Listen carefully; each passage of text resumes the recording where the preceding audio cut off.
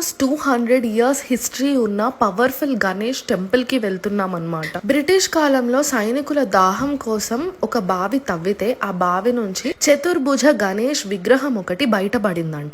ఆ విగ్రహం ఎలా ఉందంటే కుడి చేతిలో పాసా, ఎడమ చేతిలో డమరుక, కింద చేయి మోకాలిపై బోర్లించిన ముద్ర, ఎడమ చేతిలో బీజాపుర ఫలం, నుదుటిపై కుడివైపు చంద్రవంక, ఎడము వైపు సూర్యబింబం, కుబేర స్థానము వైపు వెళ్తున్న మూషిక వాహనముపై ఎక్కి ఉన్న గణేశుడి విగ్రహం. తవ్వకాల్లో బయటపడిన గణేష్ విగ్రహాన్ని పక్కన అలా పెట్టి ఉంచితే అదే సమయంలో రైల్వే స్టేషన్ నిర్మాణం ప్రారంభమైతే కూలీలు రోజు కన్స్ట్రక్షన్ కి వెళ్లేటప్పుడు వాళ్ళకి ప్రమాదాలు జరగకుండా ఈ గణేశుడికి దండం పెట్టుకుని వెళ్లేవారు. రైల్వే పనులను పరిరక్షించే అధికారికి సంతానం లేకపోవడంతో గణేశుడికి పూజ చేస్తే సంతాన ప్రాప్తి కలిగిందని ఆ గుర్తుగా ఈ గుడిని కట్టించారు. ఈ వినాయకుడిని దర్శించుకున్న భక్తులకు సంతాన ప్రాప్తి, ప్రవృద్ధి, వివాహము, అభివృద్ధితో పాటు ధన కనక వస్తు వాహనాలకి కొదవే ఉండదు అని బాగా నమ్ముతారన్నమాట. డీటెయిల్స్ అన్ని డిస్క్రిప్షన్ లో మెన్షన్ చేస్తాను.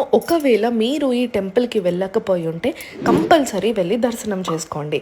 ఇలాంటి అమేజింగ్ కంటెంట్ కోసం కీప్ ఫాలోయింగ్ ప్రజాస్ వరల్డ్.